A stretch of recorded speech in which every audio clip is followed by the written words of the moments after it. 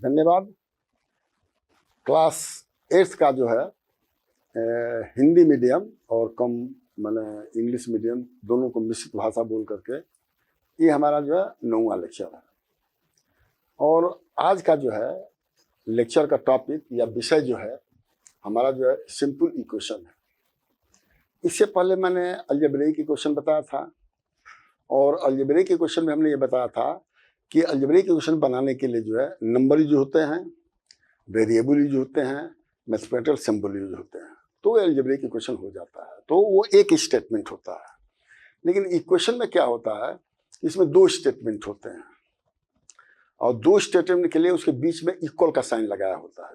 जैसे मैं यहाँ पर बता रहा हूँ कि 3x² + 4y केवल इतना लिखेंगे तो ये अलजेब्रिक इक्वेशन हो जाएगा, ठीक है ना। लेकिन = 10 कर देंगे तो क्या हो जाएगा, इक्वेशन बन जाएगा। तो यही कह रहा है सिंपल इक्वेशन की अभी बात हो रही है, कोई कॉम्प्लेक्स इक्वेशन जिसमें कि एक वेरिएबल होगा जो है ठीक है। और फिर जैसे हमने यहाँ 3 कहा था, ये देखिए कोफिशिएंट इसको बोलते हैं, इसको भी कोफिशिएंट बोलते हैं, इसको ऑपरेटर बोलते हैं, मैथमेटिकल सिंबल को ऑपरेटर बोलते हैं जो है, ठीक है। और फिर ये यहाँ पर दो वेरिएबल है, एक x का वेरिएबल है, एक y का वेरिएबल है। तो 2 वेरिएबल है, ये बेस होता है। और इसका जो पावर जो होता है, घात जो होता है 2 है, इसका घात 1 है। तो एक घात को लिखा नहीं जाता है क्योंकि एक घात का गुणा भी एक नंबर का गुणा भी, एक नंबर का घात भी, एक नंबर का डिनोमिनेटर भी, माने भागा के नीचे वाला भाग वो छुपा रहता है, साइलेंट रहता है, वो मान लिया जाता है, ठीक है। और इसको कहा गया कि 10 के बराबर है। जैसे स्टेटमेंट दिया जाएगा कि x² का गुणा 3 और 4 का गुणा y को जोड़ दीजिएगा तो 10 के बराबर हो जाएगा। बराबर वर्ड जहां पाएगा वो इक्वेशन हो जाएगा। ये मैं आपको यहाँ पर बता दिया हूँ। जो अब देखिए, अब वेरिएबल क्या होता है, कोफिशिएंट बता दिया, कांस्टेंट बता दिया। ये कांस्टेंट 10 कांस्टेंट है, ठीक है। और वेरिएबल क्या होता है, जो बदल सकता है। अब देखो 3 है तो 3 ही रहेगा, ये तो नहीं बदलेगा। 4 है तो 4 ही रहेगा, ये भी नहीं बदलेगा। 10 भी नहीं बदलेगा। बदलेगा क्या, x और y। तो अब देखिए, अब solving a simple equation, finding the value. अब इसमें सिंपल 1 वेरिएबल, यहाँ पर 2 वेरिएबल है तो हमने सिंपल इक्वेशन कहा, इसका मतलब 1 वेरिएबल जो है, ठीक है। अब लेफ्ट हैंड साइड में जो है राइट हैंड साइड दिया रहेगा। अब देखिए डिग्री क्या होता है, maximum power of variable is known as a degree. जैसे ये आपका डिग्री है, पावर डिग्री की है, लेकिन सिंपल इक्वेशन में केवल पावर 1 रहेगा, ये ध्यान रख लीजिएगा जो है। अब जैसे एग्जाम्पल दिया हुआ है, इक्वेशन दिया हुआ है, डिग्री दिया हुआ है। देखिए ये इक्वेशन, यहाँ पर x का पावर 1 है, ठीक है। अब देखिए यहाँ पर 4x² - 2x - 7 = 0। यहाँ पर क्या 2 है पावर, यहाँ पर 3 का पावर है। लेकिन सिंपल इक्वेशन जो यही कहा जाएगा, जिसका पावर 1 होगा ये सिंपल इक्वेशन होगा। और वही सिंपल इक्वेशन को हमें सॉल्व करना है, ये चीज ध्यान रखे रहिएगा। हमने कलर में भी लिखा है, कलर में दिखाई नहीं, इसमें ये हमने सफेद में भी लिख दिया है जो है। अब देखिए, अब कैसे सॉल्व इक्वेशन को करेंगे, बहुत सिंपल चीजें हैं। मतलब जो है कैसे है, general simple equation of single degree can be carried written है। देखिए अब ax + b = c के बराबर हो, वो सिंपल इक्वेशन है जिसका घात 1 है, लेकिन कोफिशिएंट a है, कांस्टेंट b भी है, कांस्टेंट c भी है। ये चीज यहाँ पे लिखा हुआ है। अगर हमसे कोई मिस कर जाता है तो सब चीज मैंने यहाँ पे लिख दिया है। अब देखिए कैसे इसको सॉल्व करेंगे। तो इसमें क्या होता है कि जितने जो भी वेरिएबल, एक ही वेरिएबल होगा, एक ही वेरिएबल को लेफ्ट हैंड साइड में रखा जाता है, ये ध्यान रख लीजिए। और फिर जितने कांस्टेंट है उसको राइट हैंड साइड में लिखा जाता है। तो देखिए स्टेप 1 में कहा गया है transfer all constant to right hand side = ax = c - b। Plus भी है, इधर जाके माइनस हो जाएगा, ये ध्यान रखिएगा। प्लस हमेशा लेफ्ट से राइट में जाएगा तो माइनस, और माइनस प्लस हो जाएगा, ये ध्यान रखे रहिएगा। अब देखिए, अब ये ax c - b हो गया। अब यहां ध्यान रखिए कि a का x में गुणा है, तो गुणा है तो लेफ्ट साइड से राइट हैंड साइड में तो भागा हो जाएगा। भागा का मतलब डिनोमिनेटर। तो इसीलिए देखिए इसको यहाँ, अच्छा एक और चीज मैं बता रहा हूँ आपको, जनरली ये हमारा मतलब है कि इसको ब्रैकेट में लिख दिया जाता है। ट्रांसफर करने के बाद इसको ब्रैकेट मिल गया तो एक चीज हो गया। तो यहाँ पर इसको ब्रैकेट में करेंगे तो इसको केवल न्यूमरेटर कह सकते हैं कि न्यूमरेटर अपॉन डिनोमिनेटर। n का मतलब न्यूमरेटर और d का मतलब डिनोमिनेटर। n भागा d, n भागा d, ये आप ध्यान में रखे रहिएगा। अब देखिए, अब c की वैल्यू पता है, b की वैल्यू पता है, a की वैल्यू, x की वैल्यू पता चल जाएगा। अब एक सिंपल 3x + 7 = 9, जो हमने एग्जाम्पल दिया था। 7 को इधर किया गया, चलिए ब्रैकेट में भी नहीं किया है, लेकिन ब्रैकेट में करेंगे तो अच्छा रहेगा। अब देखिए, अब ये 2 हो गया और 2 में 3 को भाग दे दीजिए, तो अब ये आपका x = 2/3 हो जाएगा। बस, और 3x = 2 और x = 2/3, एक ही चीज है मतलब। अब अंदर केस देखिए, अब आपका जो वेरिएबल लेफ्ट में भी है, वेरिएबल राइट में भी है। दूसरा केस भी बता रहा है, जैसे ax + b, यानी a का कोफिशिएंट है, x वेरिएबल है, यहाँ पर b कांस्टेंट है, यहाँ cx x वेरिएबल है और कोफिशिएंट और कांस्टेंट है। तो जैसे मैंने कहा कि वेरिएबल को आप लेफ्ट हैंड साइड में ले जाइए और सब कांस्टेंट को राइट हैंड साइड में ले जाइए। तो अब इसको देखिए कैसे सॉल्व किया गया है। अब देखिए, इस cx प्लस है तो इधर जाके माइनस हो जाएगा, और ये इधर प्लस इधर जाके माइनस हो जाएगा। फिर भी मैं कहूंगा इसको ब्रैकेट में लिखिए, ये आसान है लिखना। अब देखिए, ax - cx है तो x को कॉमन ले लीजिए, देखिए एक ब्रैकेट में आ गया, और इस x a - c को इसमें गुणा है तो इधर जाके भागा हो जाएगा। सिंपल। देखिए, तो एक में है कि एक ही साइड में एक वेरिएबल है, दूसरे केस में दोनों साइड में वेरिएबल है जिसका पावर 1 है। अब केस सी देख लीजिए। अब इसमें देखिए, एक वेरिएबल न्यूमरेटर में भी है और दूसरा वेरिएबल डिनोमिनेटर में भी है, और ये भी फ्रैक्शन के फॉर्म में है। अब इसको कैसे करिएगा? तो इसके लिए क्या है कि ये डिनोमिनेटर वाला है, इसको इधर ले जाएगा तो न्यूमरेटर में हो जाएगा, और इधर डिनोमिनेटर वाला इधर न्यूमरेटर में हो जाएगा। तो क्रॉस मल्टीप्लिकेशन इसको बोलते हैं। क्रॉस का मतलब इधर से उधर गुणा, तो m का इधर गुणा होगा n का, और m × ये इधर हो गया जो। अब यहां पर इसको फिर ब्रैकेट को ओपन करिए, सबसे important, open the brackets as n का a में गुणा nx हो गया, nb हो गया, ये हो गया। और फिर वेरिएबल को एक साइड में करिए, तो देखिए एक वेरिएबल है, ये आके दूसरा वेरिएबल ऐसे हो गया जो है। फिर ये कांस्टेंट है, दूसरा जगह ये कांस्टेंट हो गया, और फिर इसको ब्रैकेट में x कॉमन लेके इससे करिए, और फिर इसको डिनोमिनेटर में कर दिया तो ये वैल्यू आ जाएगा। 3 टाइप का सिंपल इक्वेशन है। हमने केस ए जिसमें केवल लेफ्ट हैंड साइड में वेरिएबल है, केस बी जिसमें लेफ्ट और राइट दोनों में वेरिएबल है, और सी न्यूमरेटर और डिनोमिनेटर दोनों में वेरिएबल। इस तरह के ही क्वेश्चन होंगे जो आपको सॉल्व करना पड़ेगा। अब देखिए, ये सभी क्वेश्चन यहां पर दिए हुए हैं, सब तरह के। अब इसको सॉल्व कैसे करेंगे? ए से लेकर के आपका जो है जी तक एग्जाम्पल दिया गया है। मैं ए का हिसाब दूंगा, करूंगा, और जी है, जी क्या है आपका, ये वैल्यू है। न्यूमरेटर में भी वेरिएबल है, डिनोमिनेटर में। क्रॉस मल्टीप्लिकेशन करिए, डू क्रॉस मल्टीप्लिकेशन, ये हो गया। फिर इसको क्या करेगा कि ब्रैकेट ओपन करेगा तो 4 का 2x में गुणा होगा, फिर 4 का -3 में गुणा होगा। देखिए, 4 4 दूनी 8, 4 3 12, 5 एकम में 5, 5 3 15, ये सिंपल हो गया। फिर इसको एक साइड में लीजिए, इसको माइनस से दूर जाके प्लस हो जाएगा, इधर आके माइनस हो जाएगा। देखिए 8x - 5x, और ये 15 और +12, सिंपल।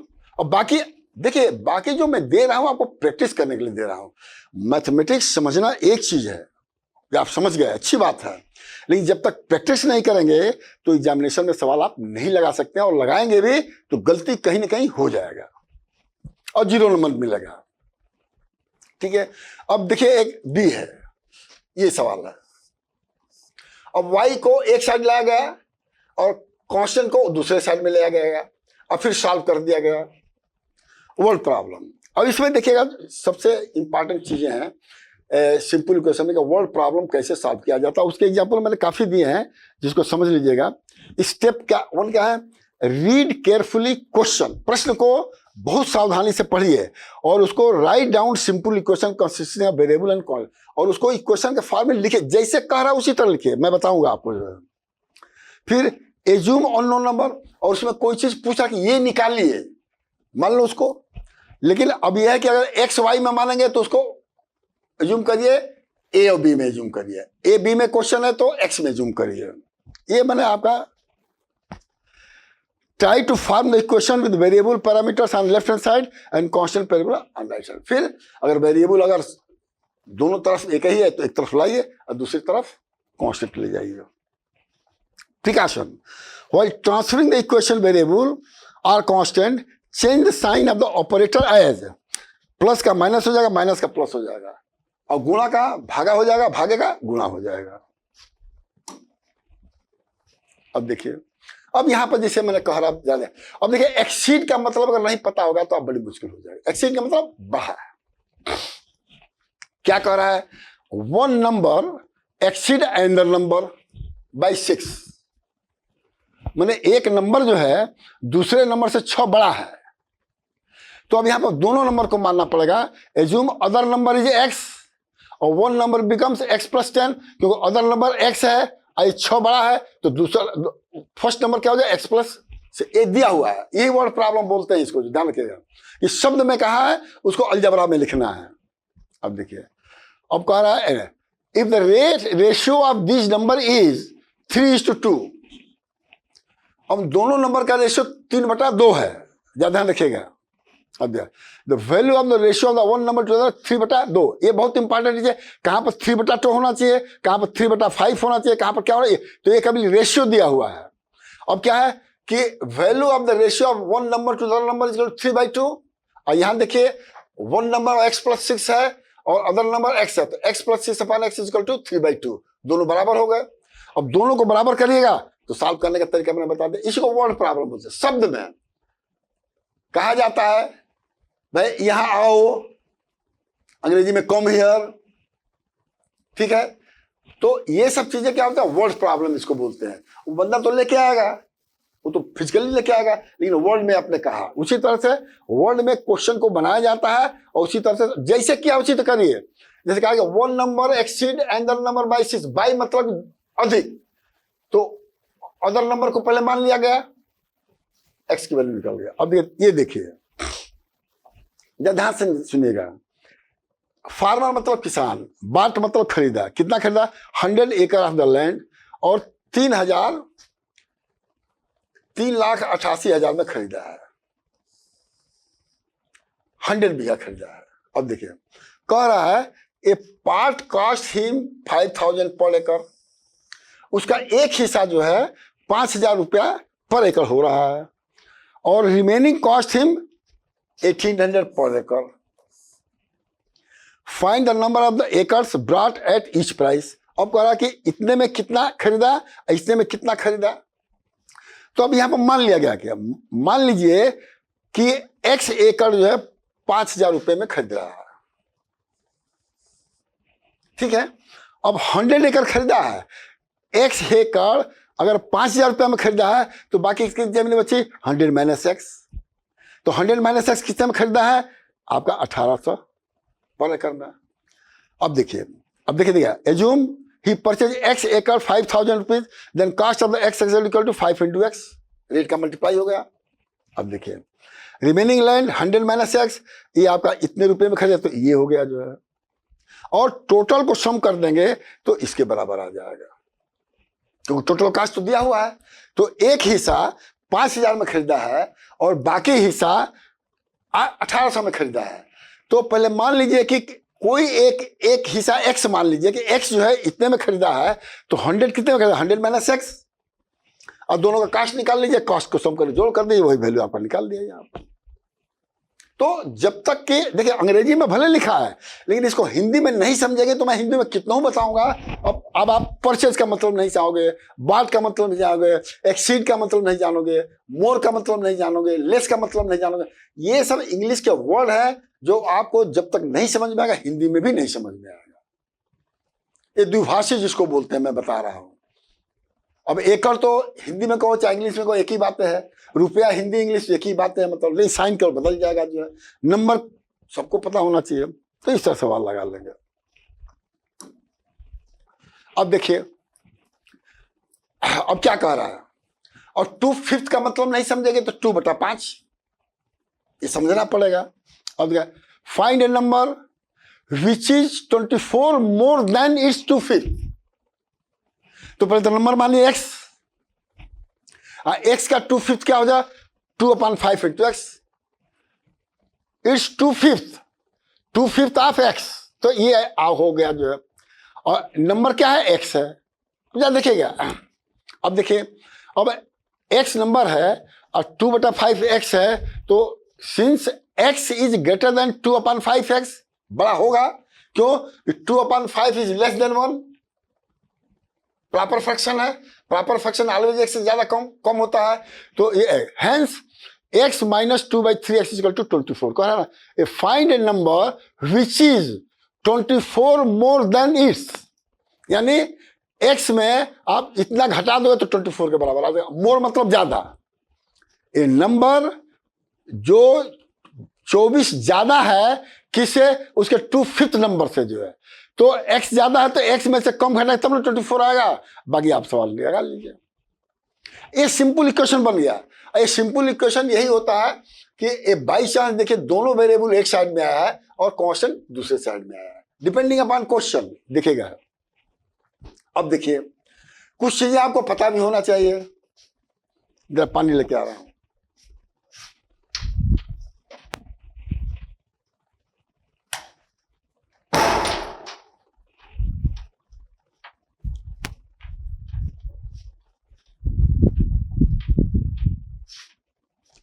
अब देखिए यहां पर क्या दिया है, example 5, an angle B of triangle ABC. अब आपको ये नहीं पता होगा ट्रायंगल एबीसी में तीनों एंगल का सम क्या होता है? 180 होता है। ये पता होना चाहिए। अब देखिए, अब क्वेश्चन पढ़िए। Angle B of ABC is thrice the difference of other two angle. अब थ्राइस का मतलब 3 टाइम्स और डिफरेंस का मतलब बी माइनस सी, ध्यान रख लीजिएगा जो है। अब कह रहा है also the ratio of A to C is 5:7। Okay, find the angle. अब कह रहा कि एंगल ए टू सी जो रेशियो ए टू सी है 5/7 है, तो A/C = 5/7। क्लियर हो गया, कोई दिक्कत नहीं है। अब देखिए सी एंगल ग्रेटर देन ए, तो अब ये क्या होगा? 7A = 5, क्रॉस मल्टीप्लिकेशन कर दिया, ये आपका एक इक्वेशन निकल गया, या A = इतना निकल गया। ठीक है। अब देखिए, अब आपको पता दिया है कि बी एंगल जो है थ्राइस है अदर एंगल का डिफरेंस है, तो पहले मानना पड़ेगा। देखिए सी क्यों ज्यादा हुआ? क्यों यहां देखिए सी इज, देखिए ये सी, देखिए ये सी ज्यादा नहीं हुआ, सी कम हुआ। इधर रख लीजिएगा, क्योंकि एक ए से एक ए ज्यादा है सी से जो है, क्योंकि 5/7 एक से कम है, तो यहां पर ये छोटा होगा जो है। देखिए हमसे भी गलती हो जाता है, उस चीज को ध्यान में रखिएगा। मैं बार बार कह रहा हूं कि वर्ड प्रॉब्लम जब हम कंफ्यूज हो जा रहे हैं। अब hence angle C is less than, greater than नहीं होगा, लेस देन एंगल ए। ठीक है, सी जो ए से ज्यादा, तो यहां पर क्या होना चाहिए? A माइनस सी होना चाहिए, ध्यान रख लीजिएगा। तो यहां पर भी करेक्शन करना पड़ेगा, कोई बहुत ज्यादा फर्क नहीं पड़ेगा।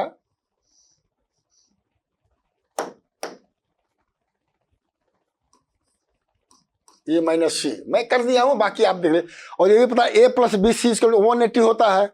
अब देखिए ओपन द ब्रैकेट्स, तो B क्या हो जाएगा? ये 3A+ हो जाएगा और ये माइनस हो जाएगा। ठीक है, अब इसमें आप जो है A की वैल्यू रख दीजिए। तो देखिए यहां पर -C है और ये प्लस है, या देख लीजिएगा, ध्यान रख लीजिएगा।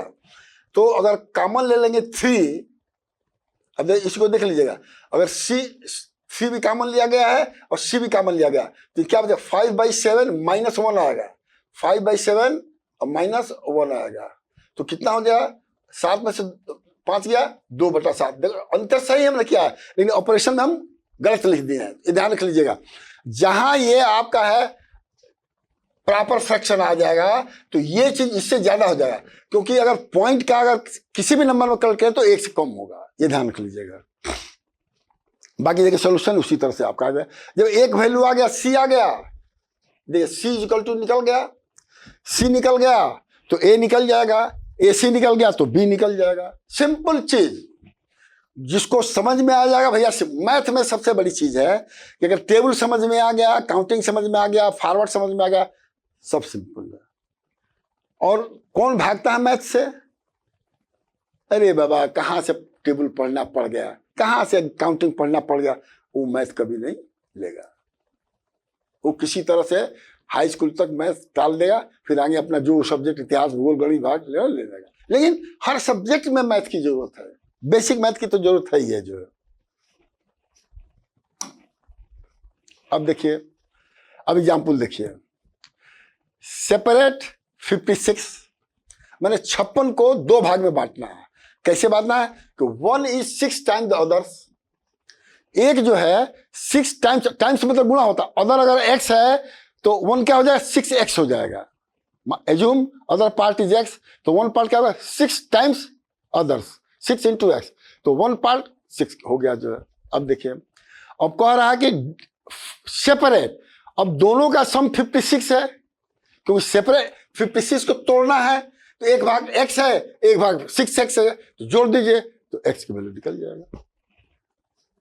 मैं पहले लिख लेता हूं इसलिए कि अगर कोई लिखने में गलती हो जाए तो अभी सुधार दूं, और अभी सुधारने के अलावा आप हमारी चीज को एक बार नहीं 10 बार पढ़िए, अपने आप समझ में आ जाएगा। लेकिन मैं समय निकाल के देना पड़े, समय खरीदा नहीं जा सकता है, और जो समय बीत गया वो बीत गया, वो कवर किसी का, हमारे लिए भी नहीं आएगा, आपके किसी के लिए नहीं आएगा। तो इसलिए दिन में 24 आवर्स ही है, और उसमें आपको डिसाइड करना है कितना पढ़ना है, कितना खाना है, कितना स्कूल जाना है, क्या क्या करना है। इसको टाइम मैनेजमेंट बोलते हैं। अगर टाइम मैनेजमेंट किसी लड़के के प्रॉपर नहीं है, nothing you can do one. अब यहां देखिए 7, ए बॉय इज नाउ 1/3 मतलब 1/3 as old as his father. देखिएगा, एक लड़का है इस समय प्रेजेंट में, वो अपने फादर से जो है 1/3 छोटा है। मैंने 1/3 है तो 1/3 का मतलब छोटा ही हो गया। 1/3 एक से कम है, फादर का एज में, फादर एज x है, ठीक है, और बॉयज का एज y है मान लीजिए, तो y कितने के बराबर हो जाएगा, x/3 के बराबर हो जाएगा। लड़के का एज जो है फादर के 1 से 1/3 है, ये गिवन है जो है। अब स्टूप देखिए, और फिर कह रहा है आफ्टर 12 ईयर्स, तो फादर के एज क्या हो जाएगा, at present father age is x year, तो 12 ईयर कितना हो जाए, x प्लस y प्लस 12 हो जाए, क्योंकि फादर का एज y माना गया कहीं पर जो है y है, y प्लस 12 हो गया। और y की वैल्यू पता है, क्या पता है, यहां दिया, इसकी रख दीजिए, तो फादर के एज जो 12 साल बाद इतना हो जाएगा। अब देखिए, आफ्टर 12 ईयर सन से एज क्या होगा, half as old as his father was earlier. तो देखिए, तो ये क्या हो गया, सर कुछ यहाँ, हाँ देखिए, he will be half as is हो। अब 1/3 तो पहले था, 12 साल बाद क्या हाफ हो गया, तो ये देखिए 12 साल फादर का जो है ये था, और फादर की एज हाफ हो गया 1/2x। x ये क्वेश्चन बन गया, ब्रैकेट खोलिए और सॉल्व करिए। तो ये आपको समझना 1/3 का मतलब क्या होता है, हाफ का मतलब क्या होता है। अब 1:2 तो लिखेगा नहीं, 1/3 4/3 ये लिखना मतलब बटा, 1 मतलब न्यूमरेटर, 3 मतलब डिनोमिनेटर, हाफ का मतलब आधा पूरी, 1/2, ये सब समझना पड़ेगा। फिर मैं समझा रहा हूं, आज जो है पिताजी का एज जो है उसका जो है x ईयर है, अब लड़के का एज पिताजी से 1/3 है, तो x में 1/3 करेंगे तो लड़के का y पता चल जाएगा, तो इसलिए यहाँ y = 1/3 x। अब जो है 12 साल बाद जो है उस पिताजी का उम्र जो है y + 12 हो जाएगा कि नहीं होगा, और y की वैल्यू यहाँ दिया हुआ है, नहीं sorry, after 12 year his son age, son का एज क्या है, y है, तो y + 12 हो जाएगा, और y जो यहां दिया हुआ है, तो सन का एज इतना हो गया है, और ये जो है आपका जो पहला परसेंटेज है उसका आधा हो जाएगा 12 साल बाद। फिर मैं एक बार समझा रहा हूं, शायद कोशिश करिए समझने के लिए, कि फादर का एज जो है x है एट प्रेजेंट, लड़के का एज y है, लेकिन लड़के का एज जो है आज के दिन में 1/3 अपान फादर है, तो ये आ गया, खत्म हो गया। मैंने हमको पता चल गया कि लड़के का एज जो है 1/3 है। अब इस 1/3 को 12 साल बाद y + 12 करेंगे तो y कहते लड़के का एज इतना हो गया, और आज जो है लड़के का एज जो है जो प्रेजेंट में फादर का एज था उसका आधा हो गया। कोशिश करिएगा। अब देखिए, और ये सब 1/5 4/5 के, फाइंड द नंबर नंबर वो निकालना है तो उसको मान लीजिए कि नंबर एक्स है। जो भी कहे कि ये मान लीजिए तो उसको तुरंत पहले मान लीजिए। जो नहीं पता उसको मान लीजिए, पहले लिख लीजिए, तब सोचे कि आगे क्या करना है। तो यहां पर एज्यूम किया गया एक्स, ठीक है। और ए नंबर हुज 3/4 ऑफ ए 150 60, देखिएगा। अब देखिए एक्स का 3/4 क्या है, 3/4 अपॉन एक्स। अब देखिए, और फिर 1/5 ऑफ एक्स क्या है, 1/5। देखिएगा, ध्यान से देखिएगा। और 3/4 ऑफ 1/5 क्या है, और 1/5 का 3/4 क्या है, 3/4 अपॉन 1/5। 3/4 अपॉन 1/5, 3/4 का मतलब क्या हुआ, 3/4x, 1/5 1/5 इक्वल टू 60। अब स्क्वायर है तो ध्यान रख लीजिए, स्क्वायर रूट का मतलब देखिए, ये आपका यहाँ स्क्वायर दिया 20 × 20 दिया, तो 20 स्क्वायर लिख दो, 400 मत लिखो। तो x इक्वल टू 2 आ जाएगा, क्योंकि x का पावर 2 है या 20 का पावर 2 है, तो पावर बराबर हो गया। Due to same power with same base होना चाहिए। ये बेस आपका ये है, तो 2 का 2 निकल गया, x equal to 2। Sorry, x equal to नहीं, x इक्वल टू 20। सॉरी, देखिए हमसे भी गलती हो जा रही है, ध्यान रख लीजिएगा। तो अब यहां पर मैंने सेम पावर लिखा है, लेकिन बेस क्या है, बेस डिफरेंट है, तो इससे वैल्यू x इक्वल टू 20 हो जाएगा। बात समझ में आ रहा है? अब देखिए, जो इंटेलिजेंट लड़के, हम देखिए हमारे कहने से मतलब क्या हो रहा है कि कुछ कह को इसमें तो सही कह रहा हूं, लेकिन गलत लिखा है तो उसको आप करेक्शन कर भी लीजिएगा, इसी में बुद्धिमत्ता है। अब for what value of x will this and this will represent same fraction। मैंने ये भी सेम फ्रैक्शन रखेगा, ये भी सेम फ्रैक्शन, इसे हम दोनों को बराबर कर दीजिए, बराबर कर दिया गया। क्रॉस मल्टीप्लिकेशन कर दिया गया है, क्रॉस मल्टीप्लिकेशन फिर ब्रैकेट ओपन किया गया है, सब देखिएगा। और इस तरह के सवाल में जनरली क्या होगा कि एक्स एक्स कट जाता है, सिंपल इक्वेशन बन जाता है। भले यहाँ पे एक्स स्क्वायर है, लेकिन देखिए 8 कट गया, ये देखिए 2x² प्लस 17x हो गया, 9x² माइनस 18x हो गया।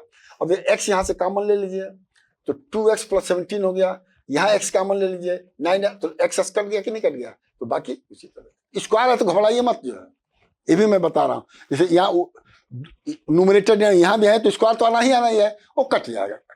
ऐसे सवाल ही बनाया जाता है कि कट जाए।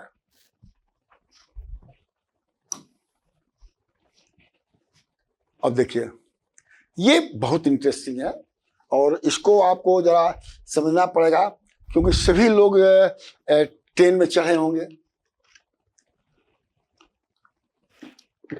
और इस तरह के सवाल में वर्ड प्रॉब्लम में डायग्राम बना लेना चाहिए। जैसे अब देख कह रहा है डिस्टेंस बिटवीन 2 स्टेशन, तो हमने ए और बी स्टेशन खींच लिया, खत्म। अब देखिए ए बी इज 200 किलोमीटर, तो यहां से यहां तक 200 किलोमीटर हमने लिख दिया, ठीक है। इसमें तो कोई परेशानी नहीं होनी चाहिए। अब देखिए कह रहा 2 train start at the same time, एक ट्रेन यहां से स्टार्ट हो रहा है, एक ट्रेन यहां से स्टार्ट हो रहा है, ठीक है, in opposite direction towards each other. कह रहा आफ्टर 2 घंटे बाद distance between them is 50 kilometre, मैंने 2 घंटे बाद ये कुछ चलेगा, 2 घंटे बाद ये चलेगा, इसके बीच का डिस्टेंस 50 किलोमीटर हो गया। लेकिन ये कितना चला, अब वो तुम्हें दिया हुआ है। If speed of the one train is 5 kilometre per hour, और 5 किलोमीटर पर आवर है, ज्यादा सुनिएगा, तो 2 घंटे में कितना चलेगा ये भी देख लीजिएगा।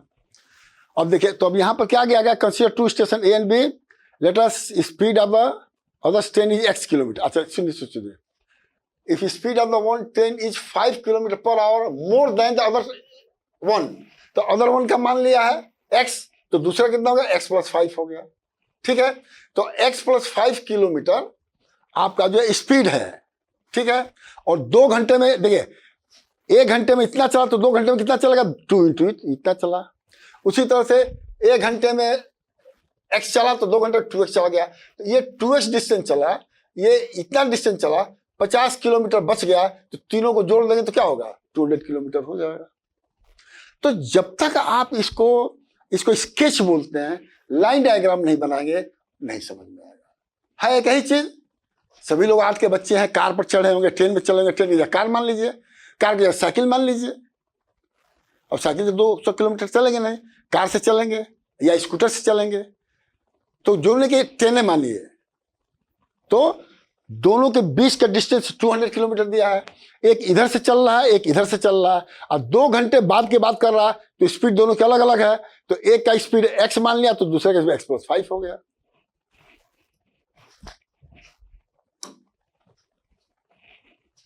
अब देखिए, ये भी देखिएगा, मिक्स वाला सवाल है। 10 पैसा, इस समय 10 पैसा तो होता नहीं है, लेकिन हम लोग के समय में होता था। 10 पैसा है, 25 पैसे का कॉइन से एक बैग में रखा हुआ है। 2 ही तरह का कॉइन है, और total number of the coin is 40। 40 coin है, मैंने 10 पैसे का कॉइन 25 40 नंबर है। अब देखिए, हुज वैल्यू इज 7.75 रुपीज, 7 रुपया 75 पैसा। Find the number of the coin of each type. अब देखिए, अब मान लेते हैं कि अब 10 पैसे का कॉइन x है, ठीक है, टोटल 40 है, तो 25 पैसे वाला 40 - x हो गया। मैंने आपका 10 पैसे वाला x कॉइन है और 25 पैसे वाला इतना कॉइन है, ठीक है। अब देखिए, अब आप जानते ही हैं कि 10 पैसा इंटू x पैसा हो जाएगा, और पैसे को रुपये में बदलने के लिए 100 से भाग देना पड़ेगा, तो इतना रुपया हो गया। उसी तरह 25 का क्या है, 25 इंटू इतना हो गया, इतना रुपया। दोनों को जोड़ करके आप जो है कितना गया, 7.75 के बराबर कर दीजिए। अब कहोगे दशमलव हमको नहीं पता है, तो भाई नहीं पता तो नहीं पता, तो सवाल नहीं कर पाएंगे। अब देखिए, अब दशमलव हटाना नहीं चाहिए, अपने आप को हट जाएगा सब, समझ रहा ना। कहीं हमने दशमलव नहीं हटाया, देखिए कट कुटा करके देखिए, यहाँ पा गया, यहाँ पा गया, यहाँ पा गया। अब देखिए, अपने आप जो है ये करोगे, -2.25 आ गया। अब देखिए करिए, ये लाइक डेसिमल आ गया, दशमलव हट गया, 15 पैसे, 15 10 पैसे का 15 कॉइन, और दूसरा कॉइन 25 पैसे का 25 कॉइन आ जाएगा, तो टोटल सम उतना हो जाएगा। Simple way. एग्जाम्पल 2 देखिए, sum of digits of 2 digit number is 9। अब यहां पर आपको जो है 1s 10s 100s नहीं पता है, तो आप इस सवाल को नहीं लगा सकते, ठीक है। और मैं बताऊंगा क्यों। अब देखिए, कह रहा कि the sum of digits of a 2 digit number is 9। If 9 is added to the number, देखिएगा, अगर 9 जो है उस नंबर में जोड़ दिया जाता है, तो डिजिट्स इंटरचेंज है। Find the number. बात समझना। अब देखिए, यहां पर 100 मैंने 10s लिखा है, ठीक है, तो 1s के जगह x हो गया, और 10s के जगह 10y हो गया। ये मैं बता चुका हूं, फिर बताने की हमको देखता हूं कि अगला वाला जगह खाली है कि नहीं खाली है, ठीक नहीं खाली है। चलिए मैं ऐड करके बताता हूं। देखिए, 35 है, ये 2 डिजिट नंबर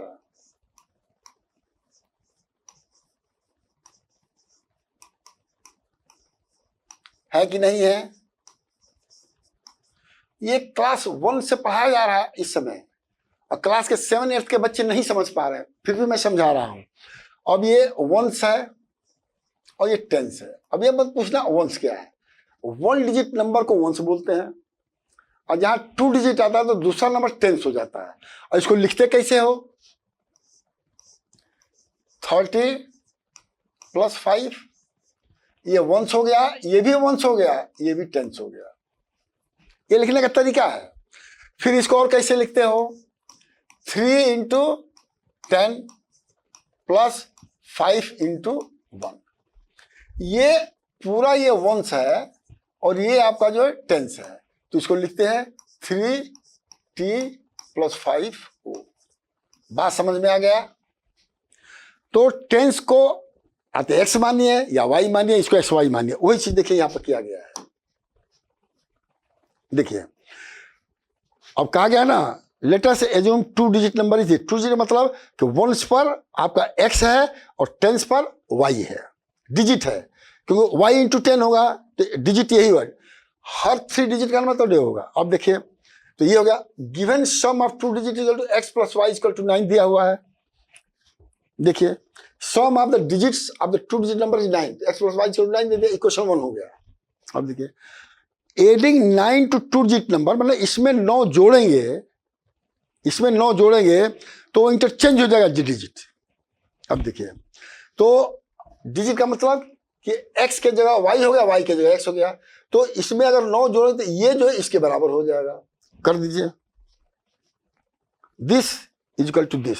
अब देखिए दोनों में x y आया है तो y को एक तरफ कर लिया गया, x इसमें कर लिया गया, -9 कर दिया गया। जब देखिएगा ध्यान से देखिएगा, और फिर क्या आ गया, ये 9 y माइनस 9x 9 करके ये क्या हो जाएगा, y minus x equal to -1 और y इक्वल टू। अब एक ये इक्वेशन है और एक ये इक्वेशन है, एक बार जोड़ देंगे। अब देखिए यहां पर लिखा गया है y जोड़ दिया तो क्या हो गया, 2y हो गया, x कट गया तो 9 में से 1 गया, 8 हो गया, इसको भी काट दीजिए तो y equal to 4, y equal to 4 हो गया तो x निकल जाएगा बड़े आराम से। तो ये समझना बहुत जरूरी है जो मैं यहाँ पर बता रहा हूँ, ध्यान रखिएगा, बहुत इंपॉर्टेंट चीजें हैं ये। और एथ वाला क्लास में आएगा तो मैं बताऊंगा, लेकिन यहां नहीं बताऊंगा। अब देखिए उसी तरह से देखिए ये लिखा के कोई नया नहीं है, a is 4 times as old as b। 10 years पहले a was 10 times as old as b, find the present age of b। सब देखिए a is 4 times as old b, इसका मतलब कि y equal to 4x, times मतलब गुणा होता है, ये गिवन है। और 10 ईयर्स से को देखिए x -10 हो जाएगा और y -10 हो जाएगा, और वहां पर कहा 10 ईयर्स से को a was 10 times old age इतना, तो y -10 इज 10 टाइम्स इतना हो गया। तो ये 2 इक्वेशन बन गए, एक क्वेश्चन है एक इक्वेशन ये, और टाइम्स मीन्स मल्टीप्लीकेशन, और दोनों इक्वेशन को सॉल्व करके अपना एक वैल्यू निकाल लीजिए, सिंपल चीज है। अब गुणा भाग तो नहीं यहाँ पर बताया जाएगा, ये तो ऑलरेडी एज्यूम्ड है कि आपको पता होगा ब्रैकेट कैसे ओपन करते नहीं करते हैं। उसी तरह से ये है numerator of a fraction is less then it's denominator by 8, ठीक है। अब देखिए तो x माइनस 8 अपन x कर दिया। अब देखिए अब कह रहा है कि when 1 is added to the numerator, 1 add कर दिया गया, and 2 is subtracted from the denominator गया, तो रेशियो बिकम्स 2/7। अब इसी क्वेश्चन को सॉल्व कर लीजिए। अगेन मैं बता रहा हूं कि इसमें देखिए रेशियो का भी यूज हुआ है वर्ड्स प्रॉब्लम में, और टाइम्स का हर जगह यूज हुआ है। टाइम्स की जगह आप का भी मतलब गुणा होता है, ये मैं ऑलरेडी क्लास 1 के यूट्यूब में है। आप का मतलब क्या होता है, टाइम्स का मतलब क्या होता है, इनटू का मतलब क्या होता है, बाई का मतलब क्या होता है, डिवाइड का मतलब क्या, ये बता चुका हूं। Thank you very much.